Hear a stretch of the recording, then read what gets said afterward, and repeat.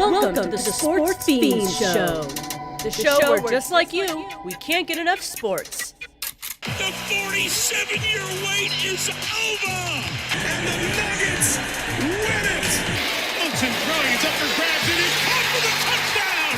And the Denver Broncos have taken Super Bowl 50. And the Avalanche are 2022 Stanley Cup champions! And a shot into the back of the net for Diego Rubio! Now here's your hosts, Arthur Knight. 1-0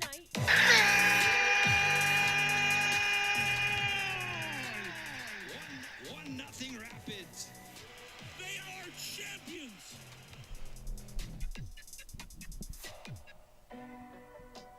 Yo. What's good in the hood? Welcome to the Sportz Phenz Show. I am Arthur Knight, and with me is Ryan Lagan. Ooh, I said his name wrong. I'm going to get in trouble. Lagan. There it is. Excuse Thank me. you. I think you got Lagan in the last show, for what it's worth, so you're good. Okay, well, I'll correct myself. And also with me, as always, is Mr. Illy DeVoe himself, Michael Wharton. Yo, that's Ilum Defoe. Ilum Defoe. See, Nice. I'm just messing up names. It's the time change. Yeah. It's the time change. I'm going to blame it on that. You don't even know I'm what time I'm in a zone. different city. I've never been to Seattle. You don't even know what time zone you're in. My name Hey, doesn't matter man, to anyone. I'm going but to be that all over the matters. That map was for the good. next couple of weeks, for real. Nice. Jet setting. Yeah, it's going to be crazy. I'm going to be jet lagged for the next 3 weeks, for sure. All right, but I am coming to you live from Seattle. Beautiful Seattle, well, gloomy Seattle. I mean, that's the name of the game in Seattle, but it's cool. It's a cool city. But Mike and Ryan are coming to you live from 4300 West Alameda at Sohai Cafe and barbecue.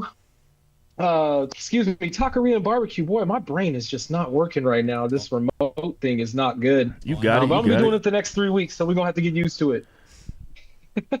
You got it. All right. It's the jet lag. You're good. 43. What's up? It's the jet lag. Don't worry about it. I've been here for like 4 days though, so I have no excuse on the Still- jet lag. still but the jet time lag. change is messing with me. It's still the jet lag. You're good. All right, but they're coming to you live from 4300 West Alameda in Denver, Colorado. Don't forget to get your orders in for the Broncos game coming up this Sunday. They're playing Philly. Hit up Vinny, tell him the Sportz Phenz sent you. Call 303-807-0151. That's 303-807-0151. And get your orders in today. They got tacos, they got briskets. I mean, it's a taqueria and barbecue spot. You would think those don't go together, but actually there's like 3 or 4 places here in Seattle that are like that. So now I know where the concept came from because Vinny's from around this area. So now I see what he's doing. I see what you're doing, Vinny. We're also being brought to you by iEnvy Vision. iEnvy Vision is devoted to offering affordable and fashionable eyewear. iEnvy is your eye care advocates. Their goal is to provide all with the education and awareness needed to make an informed decision about your vision and health. They're located off of Alameda and Buckley in Aurora, Colorado. But you can call in today at 720-762-4290 or book online at ienvyvision.com. They take most medical insurance and Medicaid. So call or book today at 720-762-4290 or ienvyvision.com. That's 720-762-4290 or ienvyvision.com. iEnvy Vision, we see you. All right, fellas. So we got a lot to get to, and I personally don't have a lot of time. I got to get to some activities here, some work activities, but we got to get to this Sportz Phenz thing here. And starting off with tonight's game, Mike, you want to give us an update on what's going on? You seem to have the stats pulled up. Well, right now it's still 14-0. The 49ers are up. A couple of big, long drives. Mac Jones, backup quarterback, filling in for Brock Purdy. Seems to be kind of doing the thing, but still early. There's about 6 minutes left in the first half. So we'll see where that's headed. Rams still got Matthew Stafford over there, and right now, kind of surprised the score is even what it's at because the 49ers are depleted. Injuries left and right, Kittle, Bosa, Brock Purdy. Well, that speaks volumes to the coaching, right? They've got that next man up, and everybody seems to be filling in nicely. Yeah, it should be. You know, I was kind of Jones. So I found it kind of interesting because, and I don't remember the exact numbers, but you know that the 49ers haven't been running the ball too well this year so far in the first 4 weeks. Even with Christian McCaffrey there, you know, and you know they don't. George Kittle's out. He's probably their primary run blocker, and and McCaffrey's coming off and of their secondary scoring option too. Like, yeah, well, and that's what's kind of crazy about it is that whereas McCaffrey's rushing numbers aren't really looking too great right now, his receiving yards are actually kind of crazy. I don't remember exactly. I got him at 5 catches for 44 yards and a touchdown. That's today? Yeah, for a guy that's grabbing or getting less than 3. How many yards? I just had it. Hold on. 44. See, and I swear I saw somewhere going into today he was like 300 and something yards receiving so far this season, which is kind of crazy for someone that's such a strong back like that he's putting up more numbers receiving as opposed to running. Yeah, he's only got 220 on the ground. He's been doing that. Go ahead, Ryan. I'm sorry. I was just saying he's only got 220 on the ground actually, at just over 3 yards a carry so far this year. So to make that big of an impact, especially with a different quarterback every week, he's still finding his ways to impact the game for sure. Yeah. Yeah, but he's always been that dual threat. You know what I'm saying? Yeah. Like he's always been that type of back. Even when he was in Carolina, that's exactly what he did. And the difference between what San Francisco does with him and what Carolina did with him is Carolina literally tried to put it on his shoulders in both avenues, right? As it pertains to running and catching the ball out of the backfield. San Francisco primarily uses him as a threat in the passing game. Like most of the stuff that he does is like screen passes, short dump passes, and stuff like that. Because he can break away, and those yak yards will always be in his favor, right? Because he's elusive. But with that said, because of the fact that he has a lot more space in those screens and whatnot, he's not taking as much damage as if he would if he was running between the tackles or up the middle and whatnot. Or even on those sweeps, and when you have a backside linebacker creeping down the line and smacking you when you're trying to make that cut into the gap, Yeah. But he's always been able to do that. He's always been able to do that, even in high school. Yeah. When he played in Colorado, man, I forget the high school he played for, but he was a dual threat and also played defense. If I remember correctly, he played corner as well. So he's always been able to do that, man, and his athleticism is off the charts. Yeah, the NFC West is looks like going to be a really competitive division this year. It usually is, but in particular with Arizona looking a little bit better, that's going to be the key for the Niners long term is can he stay on the field, to your point about, using him in ways that limits the abuse and, keeps him from kind of running into that injury bug that he seems to run into on a yearly basis. Is he a good example of that, like, quote-unquote Joker role that Sean Payton's always talking about, like sort of that dynamic? He's exactly that. Yeah. He's exactly that. Hopefully he could just stay healthy for them for the season because it seems like they're cursed right now, Well, that's the problem with that type of position, too, like the Joker position. It's kind of like in basketball when you have that Swiss Army knife, like Bruce Brown. You know what I mean? Like, Brucey B is that Joker, that Swiss Army knife. He's going to do everything for you. He's going to do or multiple things for you. But the problem with that is that creates injuries, man. That puts you on the field a lot. It puts you in different positions. It puts you running across the middle. It puts you running out of the backfield on a slant, but from the backfield. You know what I'm saying? And running up and running right into an inside linebacker or a middle linebacker and getting your clocked, or getting clocked, I should say, coming across the middle.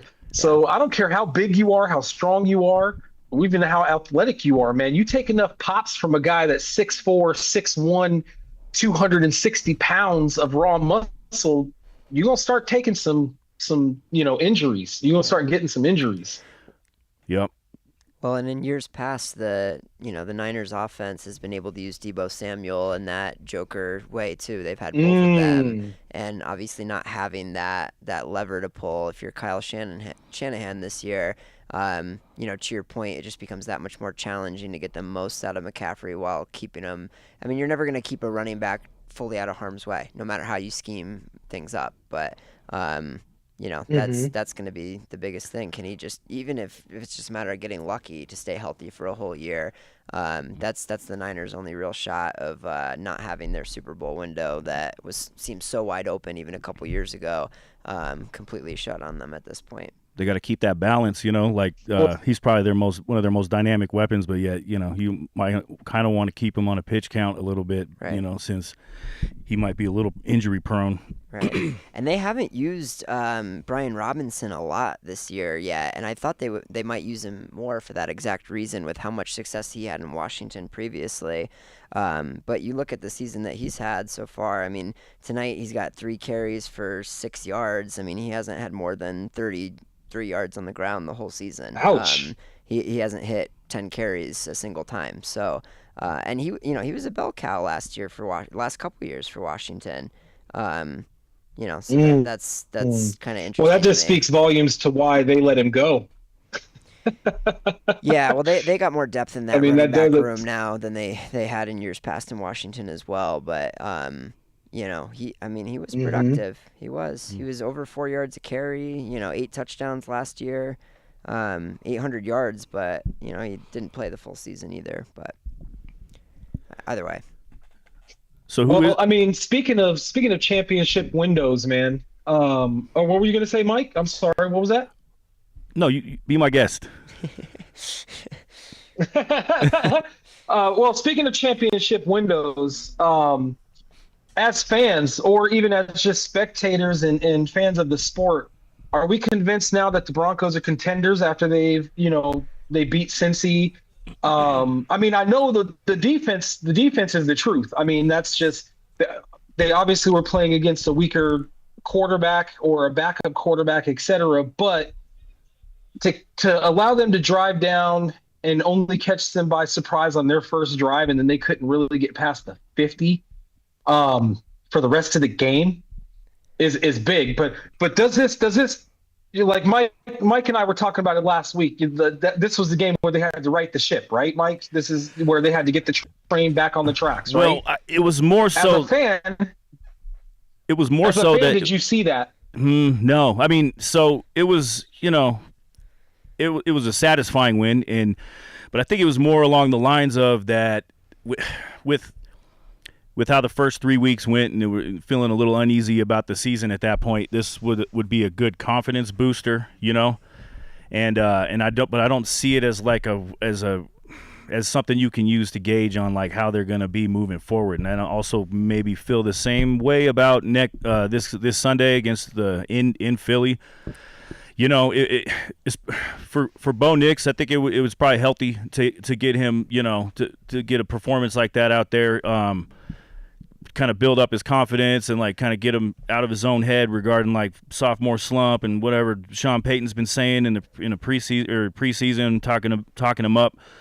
And so in that way, I think it's good, and it'll bring some momentum. But I don't think it's a good idea to gauge anything yet right now, because that Bengals team is horrible.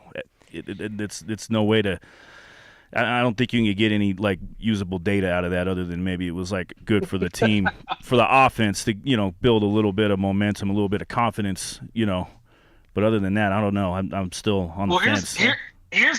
Here's the thing before I let Ryan touch on this, because I don't think I agree with you to a certain extent that it's not enough. It's not enough data.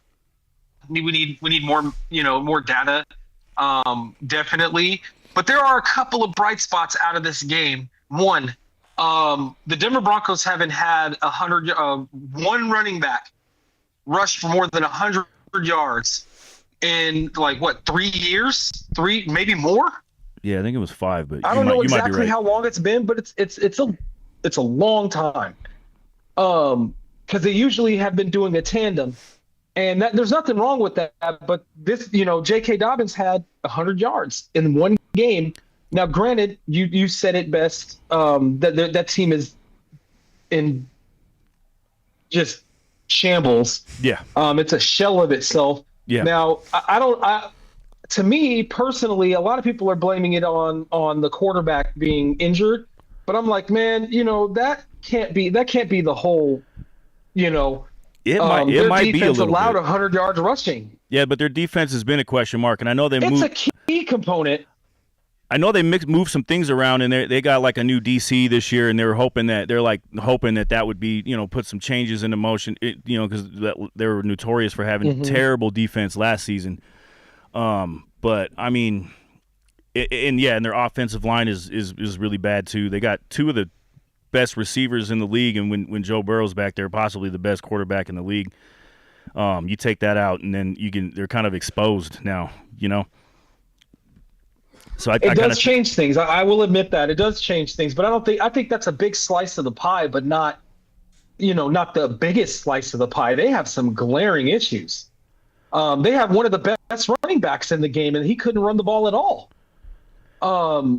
Brown is usually like I would pick him up on my fantasy team every year. This year I didn't get him, but I would pick him up every year because that dude is going to get you some yards. But I don't want to eat up all of the time. Ryan, what are your thoughts? Do you think the Broncos are legit contenders after their win in Cinci, or is it going to take a win in Philly for you to be like, okay, yeah, they're that good? Well, I got a couple thoughts on this. First of all, Chase Brown was 10 carries for 40 yards in that game, so it's not like they stuffed him. I think it was just a game script issue where they weren't able to get him the ball repeatedly. The Bengals are kind of in that and they fell behind. Right, yeah. The Bengals are in that unfortunate position where they're so top-heavy on their roster with the amount of money that you're now paying to Jamar Chase, to T. Higgins, to Joe Burrow, to now that they finally paid Hendrickson, as they should have, right? But when you get injuries to one of those guys and so much of your money is locked up that way, I mean, this is what it looks like. My thing with the Broncos, the main question here is, their whole MO, if you look holistically at what last season was, they beat the teams that they were supposed to beat. They beat the under 500 teams, the okay teams, and then when it came time to play, the Chargers or the Chiefs or, the tougher games on their schedule, they really struggled to win any of those big games. And so, I have faith in the way that this team is built where they can take care of teams like the Titans or teams like an injured Bengals team, right? But you've already seen kind of the same thing. The Colts, look better this year, and the Chargers we knew were going to be good, and they had a chance to win both of those games, but they didn't quite get over the hump yet, right? And so that's what I think is going to separate this Broncos team from last year's, if they truly want to take a step forward, is they have to figure out how to eke out those close games against the really good teams that are going to come up on their schedule, and they haven't shown the ability to do that yet, and they could have beat the Bengals 50-0, and it wouldn't have shown me that, right? I think the Philly game is... That's fair. I think the Philly game is a great opportunity, especially going on the road, and Philly's 4-0, right? There's no apparent let-off or drop-off so far from last year's team, even though that defense looks a lot different than it did in the Super Bowl, right?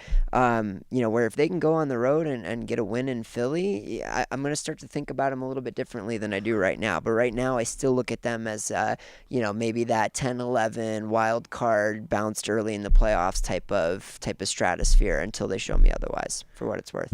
Yeah, I think. In that same vein. Oh, go ahead, Mike. No, you're good. Go ahead. I think there's a slight delay here. Ahead. So I just think I might have gotten a little bit more confidence from the Chargers game, just because it was close, and it was a couple of key plays that didn't go well, and it was a hiccup, and then the defense wasn't themselves for that final drive that put it over the top for the Chargers. So, but I agree that going into Philly to face the Super Bowl champions is going to be the first true real indicator of how this is going to go moving forward. Though I am a little bit happy that like we always talk about against the Bengals, missing their quarterback, so they couldn't score, but also not a very good defense. The Broncos were able to maybe further dial in their offense a little bit. You know, they up the rushing, and I feel like there was maybe like a little bit more easier stuff for Bo that Peyton drew up for him that can build his confidence, and then all that. Plus, like I said, terrible defense just opened up for a couple of pretty big plays, and that should at least, if anything, just that momentum that comes from that into Philly. And I don't know. I think it's a winnable game against Philadelphia. You know, they're a kind of punch it up the middle sort of, you know, in the mud sort of team, and the Broncos have such a great defensive front line that and then a great secondary. I think that they can, because I think do you know, like the Eagles are like bottom 2-3 in the league as far as passing yards. It's very low. They've relied, and it's not even like Saquon has had a huge like yards per attempt himself this year, but they've relied. He hasn't even really been a factor. Yeah, No. they've relied on turnovers, good defense, and timely execution. But I mean, AJ Brown's still throwing hissy fits every week because he's only getting a catch or two. Like it's not been a dominant passing attack that's gotten them, their 4 wins. Did you just say a grown ass man is having a hissy fit? Have you? I mean, you've seen it. Yeah, he's making a lot of cryptic posts on social media. He's not happy about how many times he's getting the ball out there, and Right. But I mean, Jalen Hurts isn't necessarily that mega. I mean, he's great, but he's not. He's more just like a dog, kind of. He kind of do what it takes to win, and he's clutch. He's clutch, but he's not like he's a baller. He's not like a gunslinger putting on a laser show, every week in, week out. And the mid-range passing game isn't fantastic at all either. They just stay ahead of the chains, and then they push on 3rd or 4th and short every day. You know, it works. It does. And they scrap it out, and they force turnovers, and their special teams is really good too. So it's going to be a challenge, but I don't think it's like unwinnable. We'll have to see this. We'll know what this offense is made of. The Broncos offense come Sunday. Yeah, I think of the Bengals game. So, go ahead. Sorry. No. I mean, Mike just jumped the gun on me. That was going to be my next question. How winnable what are their chances of winning this game on Sunday? I mean, give me a chance. So I know you already said you think it's a winnable game, but like, how winnable? Is it 20% chance? Is it 40%? Are you optimistic? Is it 80%? Like, how optimistic are you? I'm not pessimistic about it, but I wouldn't necessarily say I'm confident either. I mean, if you want me to put a percentage on it, like 37.5% chance. That's pretty good. And divided by pi. Yeah. Carry the one. ESPN Analytics has them at a 39% chance right now. So you're pretty damn close. Spot on. Yeah, for sure. That was very spot on. It's a confidence game for Bo Nix, right? Like, because there's one type of confidence you get when you play a team like the Bengals. I was kind of thinking of Arch Manning in Texas against Sam Houston State, right? Like, you can put up big numbers against inferior competition and build confidence that way. I think that's actually bigger for a guy like R.J. Harvey, who had his best game of the year. Scored his first touchdown. Right, and to your point about J.K. Dobbins, like, just maybe getting Sean Payton to just consider running the ball just a little bit more. But if you're talking about what's going to help them, come January, like to show up to, a hostile road environment in the playoffs and feel like they have a chance to win, it's winning games like these that they can think back to and be like, any given Sunday we can show up and hang with anybody, Yeah, mad facts.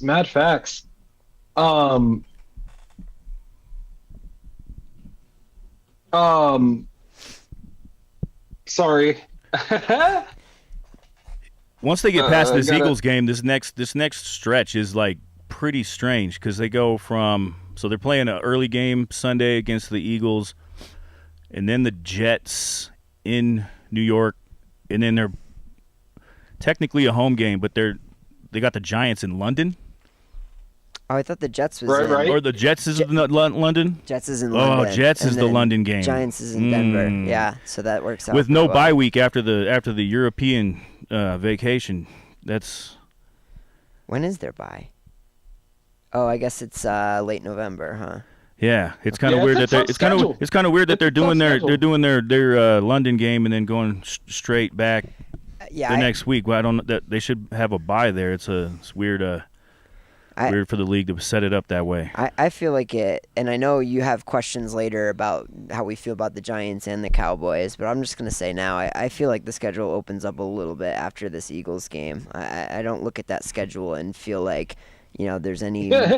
We said that last week, honestly. Mike and I were like, that's going to be their chance to make a run. Last week I said 6. I've got about 5 minutes 2. here, guys, so I'm going to wrap up with you guys in this conversation. I don't mean to stunt us on that. No, you're good. But yeah, what was your thought? Finish that thought there, Mike. Oh, I was just last week we were talking, and I was predicting probably 6-2 in the next 8, counting the Bengals. Lost to the Eagles, and then maybe something weird with either the Raiders or the Chiefs. Yeah.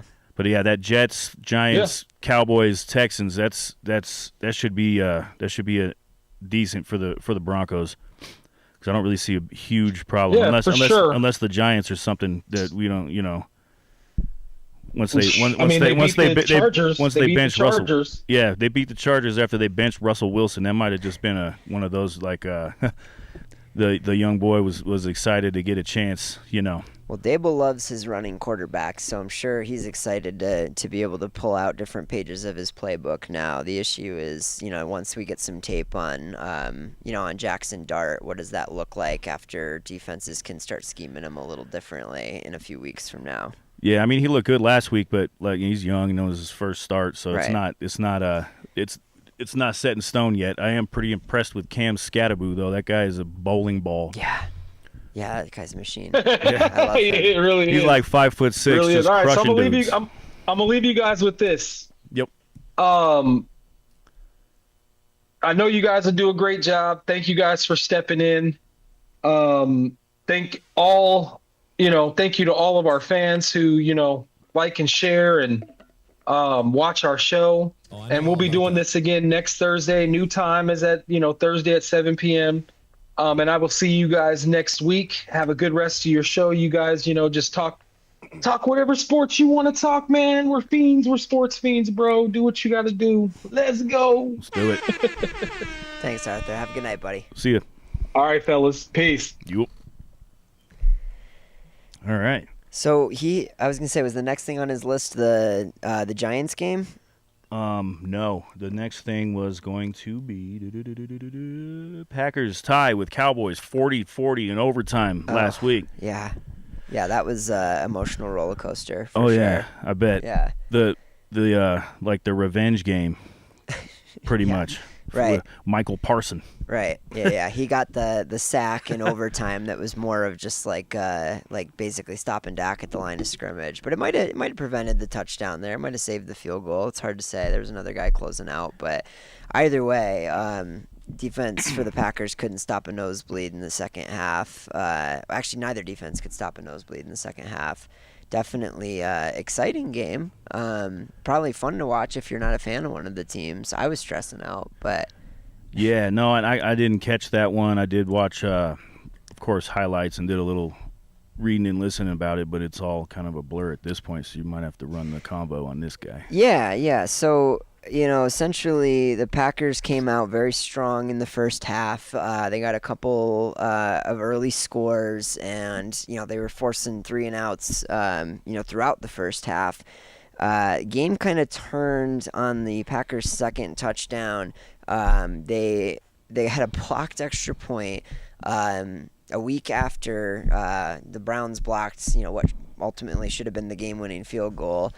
So really struggling with that special teams unit to get kicks away, especially of extra point distance. We're not talking 55-yarders.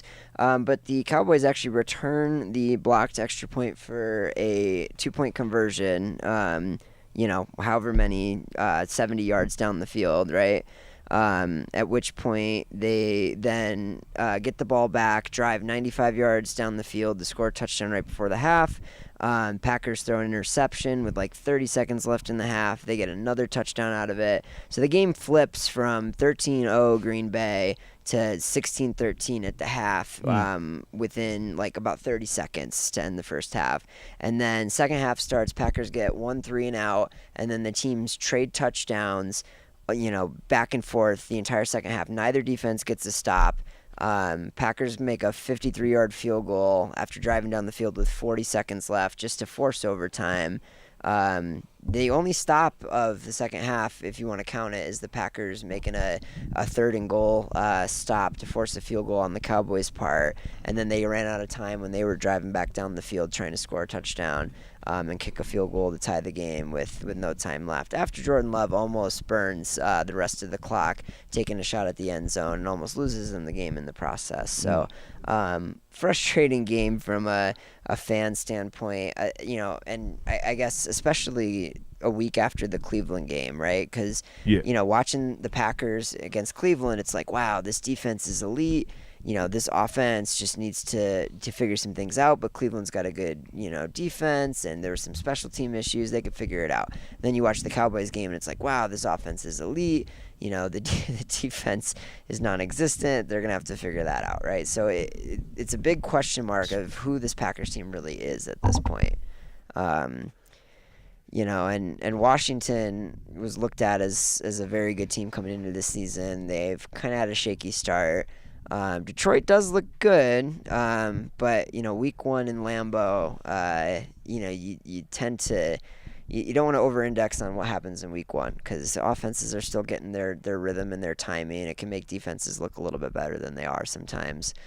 So as a Packers fan, I'm now worried that we're just kind of average on offense and on defense, essentially. So it didn't look like Micah Parsons put up like big numbers really, but I'm sure a lot of times those not his impact on a game isn't going to necessarily be like a quantifiable stat or you know. So do you feel that he was he's in that game, his revenge game, I guess, against his former team that tried to burn him? Do you feel like he was a factor or? I struggle with that because obviously, it's whoever the Packers play, he's going to see double teams, he's going to see triple teams, he's going to see stunts from running backs and stunts from tight ends, and every kind of blocking scheme in the book, right? You don't put him in a one-on-one blocking situation. They, on paper they had a lot of pressures on Dak Prescott, but watching the game, like it never really looked like he was at much risk of going down for a sack in the second half, and they really could have used at least one of those.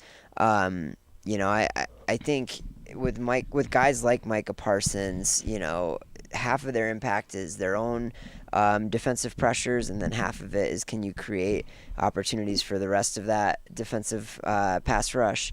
Again, they just didn't get to Dak in the second half. And it's not that the Cowboys have an atrocious offensive line. That's been one of their strengths, over the years. But, I think part of it is, I got to see, all the first-round picks that we have, Lucas Van Ness and, Rashawn Gary and some of these, guys that are coming from the other direction to step up a little bit more with the single block, kind of setups that they're getting. So when they butted heads, a lot of people were kind of like projecting Dallas to not necessarily have a great year. Green Bay's always kind of in it. They got great quarterback, young quarterback. Well, is he young? How long has he been in the league? Jordan Love is, I think he's like 27 now. But he's only been a starter for about 3 years now as well. That's the other thing. He's still in his prime. He just sat on the bench for a while in the Rodgers era, similar to what Rodgers did with Favre. But where do you see the trajectory of these two teams going after they had this pretty epic tie? I mean, I think it's an interesting outcome. I think the Packers have the potential to continue improving. I think the offense has some confidence now, and the defense will kind of get it back with getting some inferior matchups. There was definitely some plays where I'm like, okay, you couldn't have defended that any better, and Cowboys wide receivers were making some pretty tough catches. I definitely think, the demise of the Cowboys, as much as I hate to say it, is overblown. As far as a regular season perspective, I have zero confidence in them as a playoff team. But, for a team that consistently wins double-digit games every year, and adding George Pickens to that offense, CeeDee Lamb and George Pickens is as good of a 1-2 punch as anyone in the league. I think are we moving on here? No, Okay. he just likes to do sound effects. Okay, perfect. Your time's up. Well, no, I mean, Pickens, I think, gets a bad rap because of the off the field locker room stuff in Pittsburgh. But I mean, he's a dominant wide receiver when he's playing well. So I mean, that offense is going to continue to play well. It's just a matter of, can they stop anyone? Is this the Packers bye week? I think it is. Yes. Okay, so then on the 12th they got the Bengals. That should be a fun one for you as a Packers fan. I hope so, but I said that the last 2 weeks, and it didn't work out that way with the Browns or the Cowboys. So we'll see. How did they go wrong against the Browns there?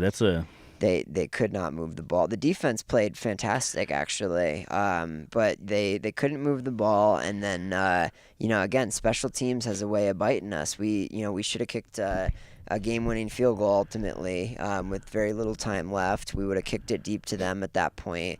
Getting that kick blocked set up Cleveland with great field position. They didn't need to go far down the field, and then they hit a 55-yarder to win it. I don't put that on the defense.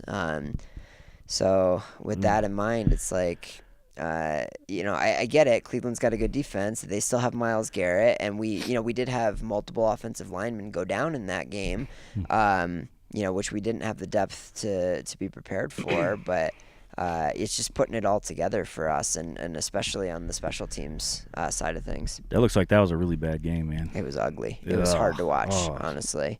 I don't know which one was harder to watch. At least with the Cowboys game, we were scoring, but both were tough as a fan.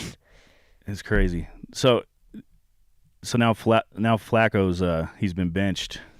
Yeah. There in Cleveland with their 37.5 quarterbacks in that quarterback room. Makes zero sense. Yeah. Makes zero sense. And then so of course they benched Flacco, and they bring up Gabriel.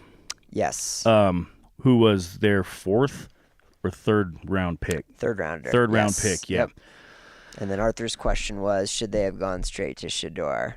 No, because he's the third string. So then you bench the starter, you go to the second string. However, if something happens, God forbid, injury or Dylan Gabriel's just a mess out there, and they got to bench him, or he comes out of that game, who they bring in? Yeah. Is it they bring in Flacco back in, or are they going to test the Shador waters? My thing is, what's the point of bringing Flacco back in? Like, I get having him on the roster from a mentorship standpoint for these two guys and to drive them to compete, right? But now that you're at the stage, you're 1-3 with probably should be 0-4. Your offense has been putrid. You have not scored more than 17 points in a game, the whole season. I don't know what it does for you to put Flacco in there. It's not part of your long-term solution, and you're not winning anything this year. I get going to Gabriel first, for sure. Like you said, you picked him first. You believe in him. Like, he's apparently done well in practice and stuff like that. You see what you got. But, if that doesn't work, you get it, a month into the Gabriel experience and it's not working out. I mean, I think you got to at least see what you got with Shador, and you figure out if you need to draft another quarterback. Yeah, for sure. I don't think that bringing Flacco back in is a good idea. He's, like you said, like as like a mentor or a sensei for the young guys. That he might have some value there, but I mean, he's practically a corpse in a game time situation. I hate to say it because I love the guy. We're only 2 years removed from comeback player of the year, right? Yeah. Like, it was a great story when that was happening. But he's 41. Like, there's no. It's one thing if you're 3-1 right now and you're competing for a wild card spot, or something, but like, there's no point at this point. It doesn't benefit you in the long term or the short term, really. Yeah. There's a little bit of drama with the Browns too this week. Did you see Rex Ryan talking about Shador? Oh, he was. He told him he needs to shut up. He needs to shut up, sit in the front row, and start studying and learning. Right. And then so yesterday they were interviewing for some reason Shedeur in the locker room. Yep. How is it that during after practice they're interviewing the third string quarterback? That doesn't make any sense. What PR team on a team is let's push Shedeur out there, and then Shedeur of course had to do something to kind of take a subliminal back at Rex Ryan, and he ended up doing that where he was just it wasn't miming, but he was just mouthing, but no words were coming out. He was shutting up, I guess. Yeah, right. Which is very, very, very poor decision, I think. And he's got people yapping in his ear, probably that's a great idea. That'll really get him. But it's just kind of reinforcing that, why did Shedeur fall to the 5th round? Why was he projected as a first round? Thought of so highly, and then there's he didn't go to the combine. He interviewed poorly, so that they felt like they don't like his attitude. They don't like the circus that comes with the Sanders clan. You know what I mean?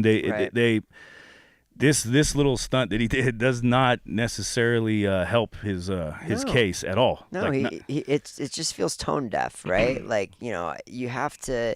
You were hoping that if there was a positive of this whole, catastrophic draft fall that he went through for him, it would be he'd take the slice of humble pie, he would learn from it, and he would mature as a professional, right? Whether it was going to work out for him in Cleveland or you had to figure he's getting that opportunity somewhere, right? But his stock is only going down when he does things like this. It doesn't scream maturity, that's for sure. No, and it's kind of put me on a roller coaster, because when I heard Rex Ryan say that, I was kind of thinking what has Shedeur really been doing? He's kind of been quiet. He's been saying all the right things when he is on the mic. Right. He's got a pretty big fan base, and they are quite obnoxious, I think. And maybe there's some noise coming from that side of it, and that's bleeding into it, and it's hard to discern who's the loud one. But I feel like he's kind of I thought that he had kind of taken a step back from kind of the arrogance and all that stuff, and had been doing all right. So when that came up out of nowhere, I was more on Shedeur's side, and then 24 hours later he just shot that down. So yeah, right. No, I totally agree. I think you're rooting for. He's a kid, right? He's still learning. You want him to get at least an opportunity. I mean, maybe we're a little biased as Colorado fans, but I think in general, you want him to at least get a shot, and to see that play out the way that it did. And I did hear something about, I guess Rex Ryan, one of his former assistant coaches, is on that Cleveland coaching staff, and so there might have been some, some information passed along around him, sitting in the back of the tape room pouting and stuff, and that's why he made the comment in the first place. It's you should be doing everything that you can to get your butt on that field, right? Why are you feeling sorry for yourself or acting like you deserve something that you haven't earned at this point? And I'm rooting for him too. I mean, I think that he at the college level, he was a great quarterback. He was scrappy. He was extremely athletic. He borderline a hero mentality as far as he didn't have an offensive line, he had to make do with what he had, and he put together a pretty good season, and was essential in kind of somewhat turning around the Buffalo's program, Right. And then all this has happened. Yeah, I want him to not do stuff like that, Rex Ryan is paid to be a mouthpiece, and before he was paid to instigate, he was already that. You know what I mean? Right. You got to take what he says with a grain of salt. Right. In fact, if you want to be a quarterback in the NFL, you got to conduct yourself a certain way. There's some professionalism, and I know he's young. Hopefully he figures that out. I would like to see him get a chance, but man, what the rumors that the Ravens wanted him. You know what I mean? I heard that. He could be playing right now. And that he said no or something like that because, he didn't want to back up Lamar. And to some extent, I get it. You want your shot to play, but at the same time, it's maybe for the first round, but even by the time you fall into them in the first place, what better person to learn from than Lamar? And if you're playing well, somebody's going to trade for you. You're going to get your opportunity. You're not seeing the forest through the trees at that point. And this is still the guy that has the all-time record for a completion percentage in a college football season. It's nothing to scoff at what he did in college. you got to kind of trust the process a little bit. But if you can't listen to the feedback that you're supposed to listen to, and all you can hear is, the talk shows that you really shouldn't even be listening to, it's not going to do you any favors. Yeah, hindsight's 20/20, but man, I bet he's probably thinking about he could be on the field right now for the Ravens. Yeah, that's gotta be a light years better situation. Hopefully, that's another little piece of the puzzle that'll maybe get him going in the right direction. Get that NFL quarterback mentality, and kind of realize, mature a little bit and kind of realize what he needs to do, and just be ready in case something goes awry with Gabriel. Well, that's the thing, right? Right now the ball is in Gabriel's court. If Gabriel plays well, Shadour's not going to see the field in Cleveland no matter what he does at this point. If Gabriel doesn't play well, then that's a different story. But he's still talented. He still had that great showing in the preseason game. That next stop, if that's what it comes to, is still going to be there, right? But, you got to stop shooting yourself in the foot in the meantime. Yeah, just got to tighten it up, button it up, especially now that you just moved up a rung pretty much, right? Right. Can't be pulling the shenanigans. Yeah. Yeah, it's just disappointing, but, again, it's just interesting the things he's choosing to listen to, because he's not hearing the resounding message from the league. He's decided that doesn't apply to him, and then it's like, why are you even turning on Rex Ryan on your TV in the first place if you're Shadur Sanders? Well, how could that possibly benefit you? Yeah, and if the people around him are the ones that are kind of getting him hyped up about stuff like that, or bringing that information to him, right? You got to have some different people around you, right? Maybe put some ground rules in place. You know what I mean? Right. Yeah. Well, like I said, he's very young. Hopefully, at some point he can start learning from these things and moving himself in a better direction. But it's not making his opportunity in the NFL come faster at this stage. No, not at all. Speaking of Baltimore, with Lamar hurt out a few weeks. They're still kind of mum on if he's going to play this week. Yeah, I think they were saying 2 to 3 weeks at some point, and then they kind of walked that back. Earlier this morning I heard something, and it seems to be up in the air right now. Right. That's no good for that team, because they don't look the same as they did last season, even with him on the field. And now they're in a pickle. They took a L to the Chiefs. That's the Chiefs' second win in a row. Yeah. And Chiefs were looking pretty shaky, and a lot of people were. I was saying before the season started, because all you were getting, and it's just I'm in my bubble, So all I'm hearing is all this hype about how amazing the Broncos are going to be this season, and I wasn't hearing anything about the Chiefs, and that was kind of scaring me. And the people that were bringing it up were saying oh no, they're going to fall off. They got stomped in the Super Bowl, and so they're not the same. But once the season got rolling, they kind of did look like that it's possible that the Chiefs just aren't the same as they used to be. They got a aging Travis Kelce. They've always been kind of like a ragtag team that's been held together at the seams mostly by Andy Reid's brilliance and Patrick Mahomes. But now that they've kind of got it together, man, how much confidence do you have that we're going to just see the same old Chiefs that we always see?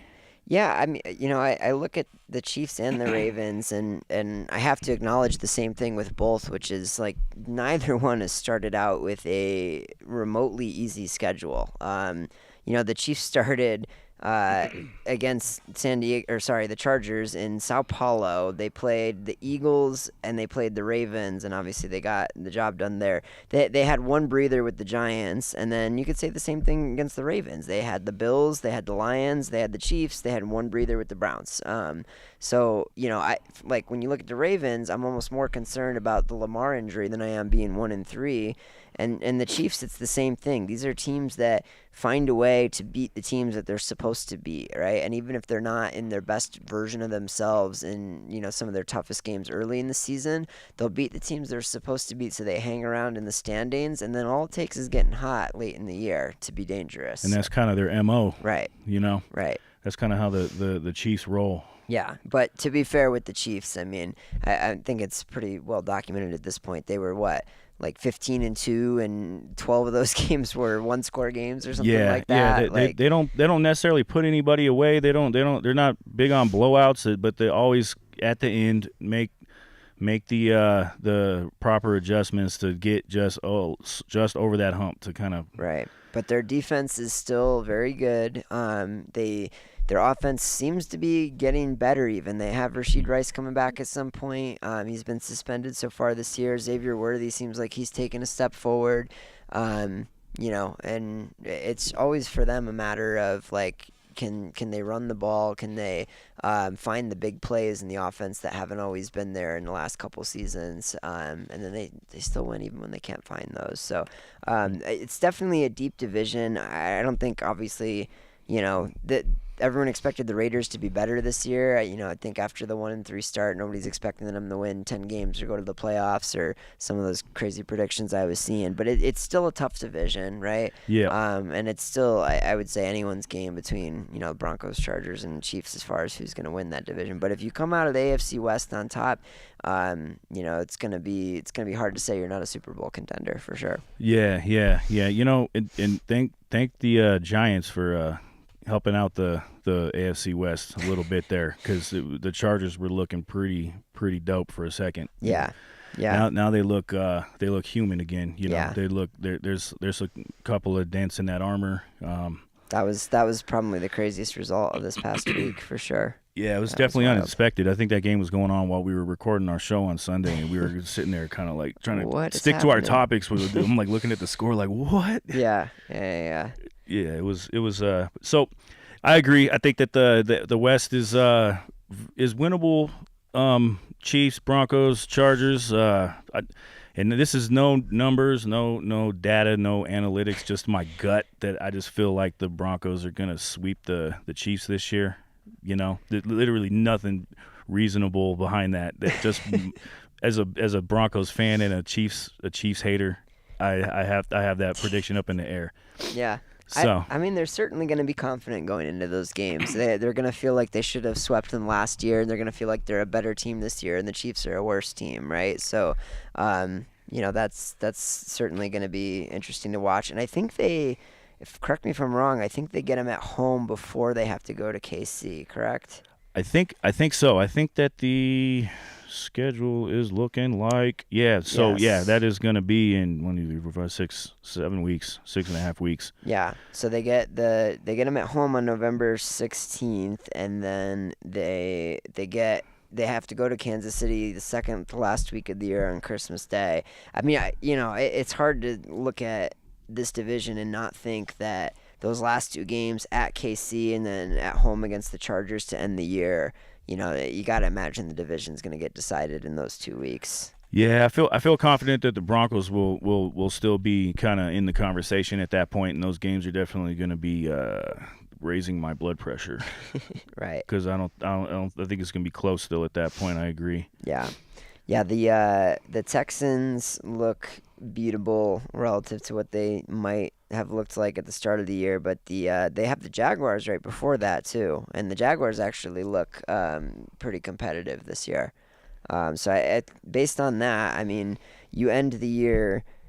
So after this stretch we were talking about, where you get some NFC East games, right?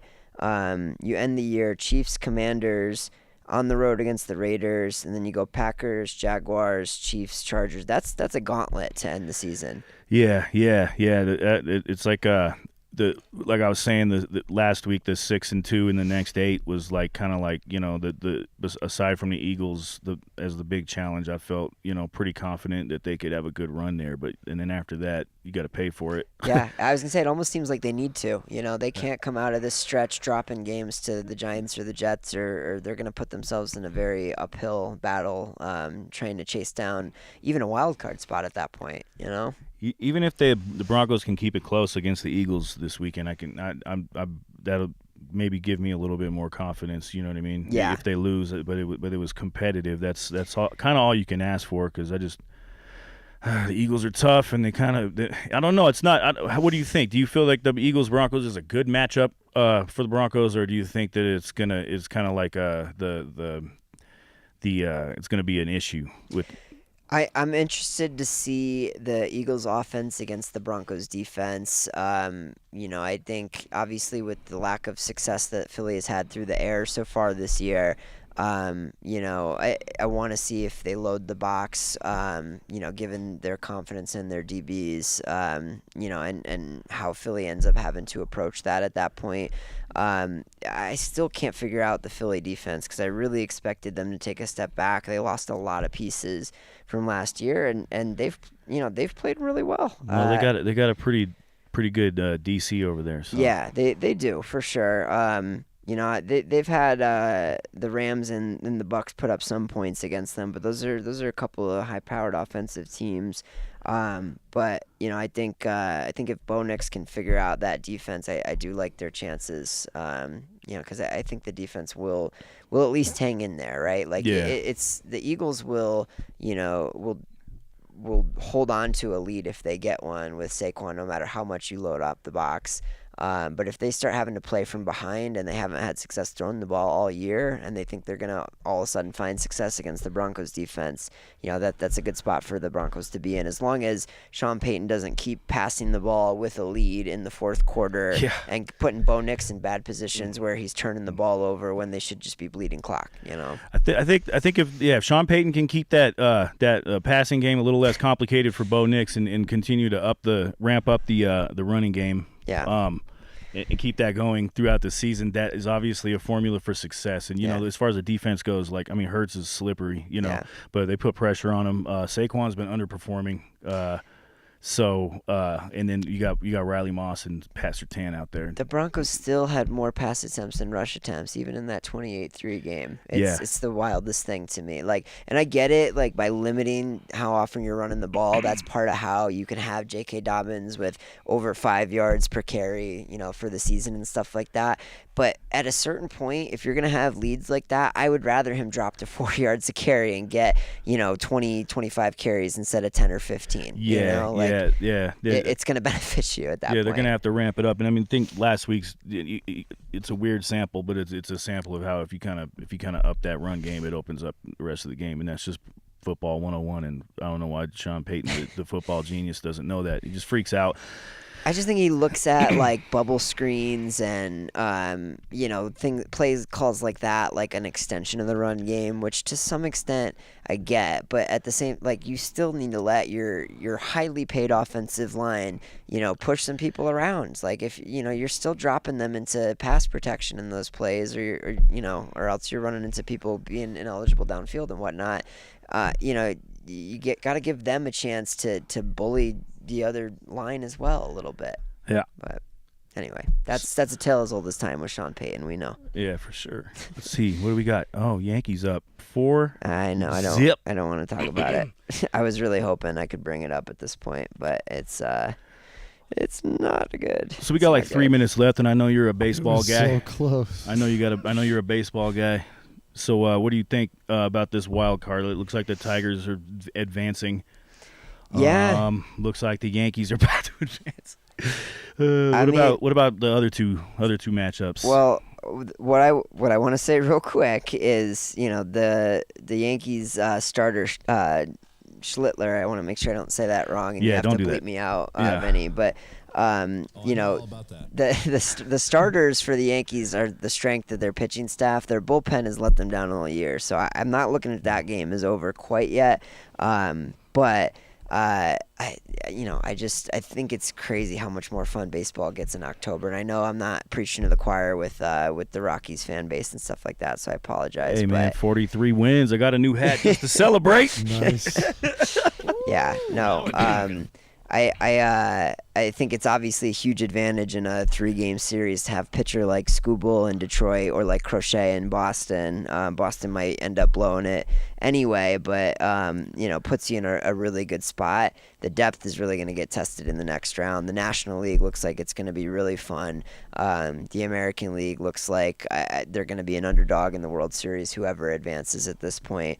But it's fun, man. I mean, I know like, it's tough to talk about baseball, but like, watch a couple games in the playoffs. They're a good time for sure. I do enjoy baseball. It's a marathon in the season, but with the Rockies being my team, I kind of just unless they're doing well, I don't start paying attention until about this time of the year. So well, hopefully it's a brighter future ahead with bringing in the new management there.